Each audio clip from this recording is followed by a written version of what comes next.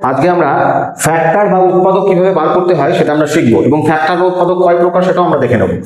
আচ্ছা, আমি ধরে নিলাম তর্কের খাতিরে একটা সংখ্যা আছে 100।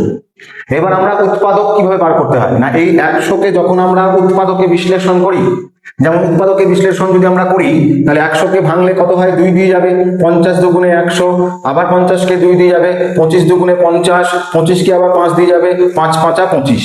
তার মানে আমরা এই যে 2 2 5 5 এই যে বিষয়গুলো পেলাম, এগুলোকে কি ফ্যাক্টর বলা হয় না, এগুলোকে বলা হয় প্রাইম ফ্যাক্টর।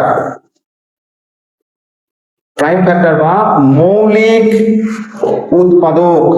তার মানে এগুলো প্রত্যেকটাই হচ্ছে মৌলিক উৎপাদক, এরা কিন্তু জোড় উৎপাদক নয়, এরা বিজোড় উৎপাদক নয়। এই প্রত্যেকটা বিষয়, তার মানে আমাকে যদি বলে এখানে মৌলিক 100 এর মৌলিক উৎপাদক এর সংখ্যা কত, তাহলে আমরা খুব সহজে বলে দিতে পারি কটা আছে, 1টা 2টো 3টে 4টে, কারণ 2ও মৌলিক সংখ্যা 5ও মৌলিক সংখ্যা, তার মানে 4টি।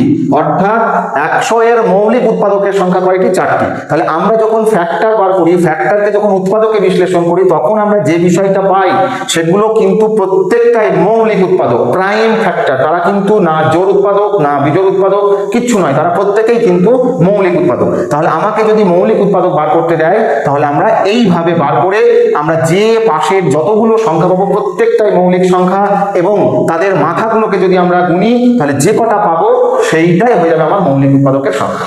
নিশ্চয়ই বিষয়টা বোঝাতে পারলাম। ধন্যবাদ।